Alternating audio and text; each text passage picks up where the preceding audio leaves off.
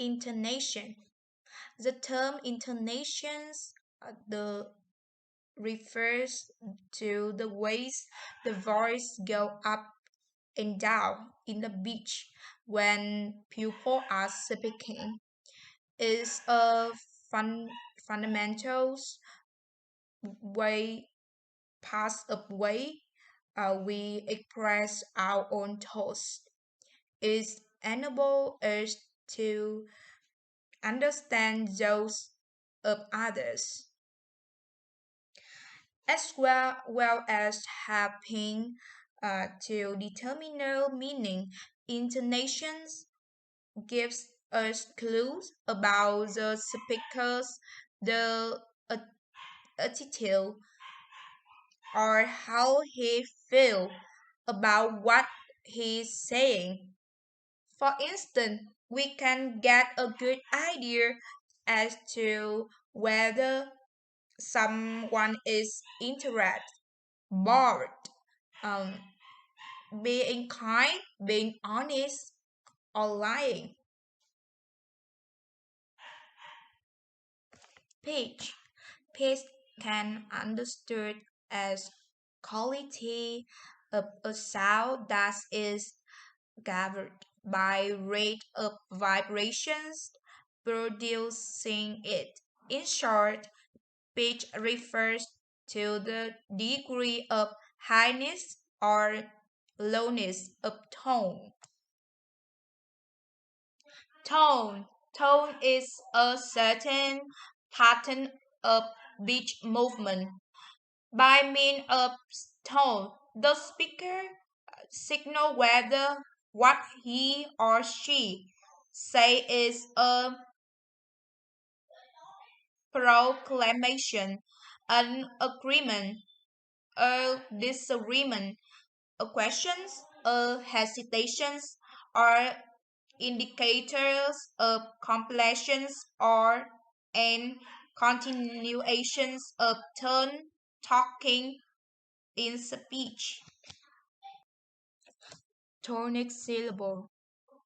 Tonic syllable is most stressed syllable where the tone falls. The syllable is more prominent than the others and will tend to be longer in durations and louder than the other stressed syllable in the utterance.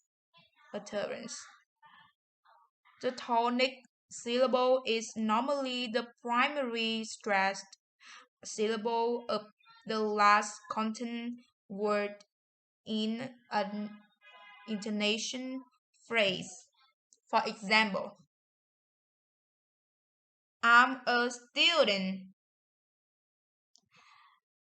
I'll contact and meet him tomorrow.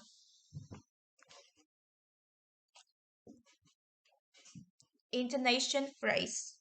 Intonation phrase is a stretch of discourse which contains a tonic syllable. An utterance can be spoken as a one or several tone units depending on the tempo of speech and the speaker's purpose of communications. The faster a person speak, the longer and fewer the the tone units. The slower the speech, the shorter and the more numerous the tone units. For example, I'm going to Hanoi for meeting next Saturday. 2. I'm going to Hanoi for meeting next Saturday. And 3. I'm going to Hanoi for meeting next Saturday. Obviously, the utterance I'm going to Hanoi for a meeting next Saturday can be said with one pause in one tone units as in one. I'm going to Hanoi for a meeting next Saturday. To pose, to tone unit. I'm going to Hanoi for a meeting next Saturday. And three pose, three tone units, as in three. I'm going to Hanoi for a meeting next Saturday. However, some museums state that the typical tone units must be set up by pose before and after. Content one prominent element has an intonations contours of its own, has a grammatically coherent internal structure. For example, if your team does its job well, the manager will speak highly about your group. B.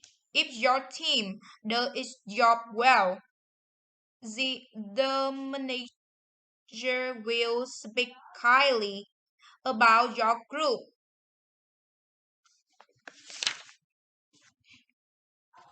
In short, how many tone units an utterance has depends on the speaking rate and whether the spray by the end of a week he posts makes sense or not. Hello everyone, now I will talk about function of intonation. As we know, intonation has four major functions, namely attitudinal function, accentual function, grammatical function, and discourse function. And now I will present two functions of intonation. The first one is attitudinal function, and the second is grammatical function. And let's get started with attitudinal function. Attitudinal function expects speaker attitude and emotion to the topic or a response to listener statement. It allows us to express emotion like finality, confidence, interest, surprise, or pain. This can be done by tone, the choice of which is contrast dividend. It means that attitudinal function use the rising and falling tone to express emotion. Rising tone can indicate surprise like really, and falling tone can indicate boredom like really. Now we talk about grammatical function. Grammatical function is use rising and falling tone to indicate questions and answer, new and old information, finished and unfinished sentences. In yes or no questions, the intonation use rise and falls. For example, do you like swimming? In questions that contains question words such who, what, why, when, where, the intonation usually falls. For example, what is your favorite color? And intonation often rise with the old information and fall with the new information. For example, I like cat and dog, but I really like the rabbit. In short answer, intonation false. No, I'm not. Hi everybody, and today we are going to talk about the accentual function. Accentual function refers to a set when it insists that intonation has accentual function. It implies that the placement of text is somewhat determined intonation. Thus, if there is some relationship between accent and stress, rounding level can be a certain C level, or there is a tendency of the stress syllable or accented syllable to be the tonic syllable. Function of extensible intonation, the most common position for the placement of tonic syllable is last lexical words. That is now accepted are for aphthing and not the functional words, but it is not that lexical words are always dead, or is accented for contrastive purpose, and it words may become to the bearer of tonic syllable. So when you want to show some position, show some composition, of course even the particular article. Determiner functional, where they can also be tonic syllable, they can also carry tonic stress. For example, she was wearing a red dress. It is normal red is final lexical word. It is a noun that is why it is a sentence as well as it gets in intonation. But when you want to change or when one want to show contrast, like she was not wearing a red dress, so she was wearing a green dress. So the composition is between contrast is between the red and green. The discourse functional of intonation. Intonation can signal to the listener what is to be taken as new information and what is already relevant. It can indicate when the speaker is indicating some sort of contrast or linguistic material in another tone unit. In conversation, it can convey to the listener what kind of response is being expected from him or her attention of focusing in case of attention focusing tonical stress is placed on the appropriate syllable of one particular word in the tonal unit. So you are using particular stress on particular syllable or appropriate syllable. To have a particular meaning, the tonical stress is placed on the word. That is most important. Example, she went to Scotland. He went to the drawing room. So you are embracing the most important information is the drawing room. Not room only where it is the drawing room, not a say kitchen room. Hello everyone. The next one today I will talk about the part for intonation, falling tone, right intonation, rising tone. Yard rear, falling intonation, statement, command, exclamation, WH question. Falling intonation describe how the voice falls on the final stress syllable of the phrase or a group of words. A falling intonation is very common in a WH question. Number 1. Statement. Sentence affirm a fact, opinion, idea. Example, I study English every day. Number 2. Command. Command is another situation, so I would say example of falling intonation. Put that down. Go over there.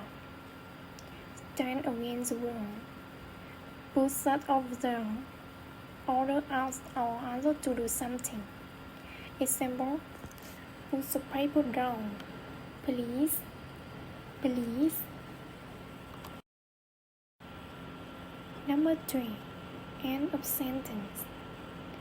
And we also tend to use the downward inflection as end of our sentence as end of a content. When we're indicating that we are finished, what it is that we want to say. Again, we tend use the following intonation. Number 4. W8 question. Questions that begin with what, when, who, why, how. Example, where are you from? Where are you from? Exclamation. Example, express feeling to one thing. Example, what a lovely dog. What a lovely dog. Part 2. Rise intonation, rising tone. Describe starting a sentence with a loud voice and raising it higher than the ordinary tone on the last syllable of a sentence, phrase, a group of words. In the human voice, it would be a change in pitch, a glide in the pitch of our voice upwards. So for instance, ooh, ooh. Now we tend to use this sort of rising intonation pattern when we're asking questions. So the pitch of our voice tends to go up. So for instance, when does the meeting start? When does the meeting start? Start. Can you hear that? Ooh, start. It rises, it comes up in the voice. Would you like a cup of tea? Would you like a cup of tea? So the question is a sort of way of sending out an invitation for some kind of response to whoever you're speaking to. I mean, we do use this downward inflection, which I'll talk more about in a moment, for some questions, but typically speaking, we tend to use this upward inflection. Another instance in which we would use this upward or rising inflection would be on lists. So if I'm saying, I'd like some eggs, some milk, some cheese, and some bread, and we would use a downward inflection, bread, to say that we finished the list. But on the items before that, we would use a rising inflection. So I would say eggs, milk, cheese, bread. I'd like some eggs, milk, cheese, bread. So they're lists, and most questions we would use this rising intonation pattern. A falling or downward intonation pattern would simply mean that the pitch of the voice drops down. So for instance, ooh, ooh. So I would say, for instance, if I'm making a statement, that's wonderful. That's wonderful. That's one instance that I would use this downward inflection. Commands is another situation. So I would say, put that down. Put that down. Go over there. Stand against the wall. Yeah? Downward inflection. Or put that over there. Downward inflection. So statements, commands, exclamations. Yeah, those are the three instances in which we use this downward inflection. And we tend to use a downward inflection, as I said, with lists at the end of our sentences, at the ends of our content. So when we're indicating that we've finished what it is that we want to say, again, we tend to use this downward inflection. But there is one more. There's something called a circumflex inflection. And you don't need to remember that name. It's a very posh name. Hello everyone, my name is Cheese and I talk about rise, false, intonation. Rise in some words and louder rise in some words in a sentence. Was exclamations can be a statement in introduction. There's no question. We sign no surprise. excitement, anger, express feeling towards taste. Two, intonation, questions that suggest choice.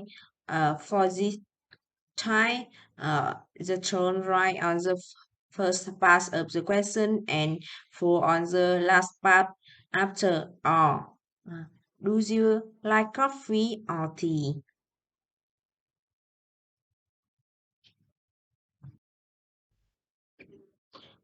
Three, conditional sentence.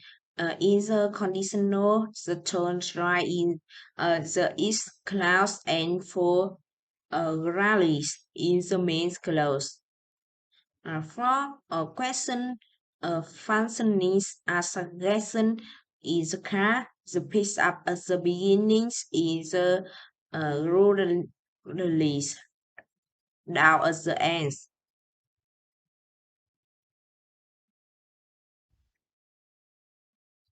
For inside intonation, these shucks, how the rifle and then rise is was in complex statement, signal the spoken unfinished truth. Towards the end, was close or this is followed by a close.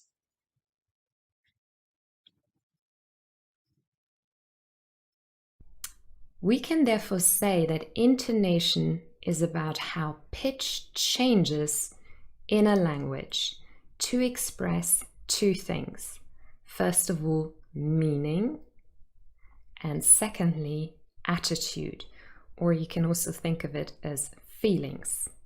And it is important to remember that you will always express meaning and attitude, even if you're not aware of it. So it's important to learn about these patterns of intonation and what they mean really in English and what attitudes they express so that you are sending the right message and that you can also interpret the intonation of the people you're listening to.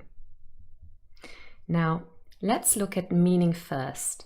Here we're really talking about grammatical functions.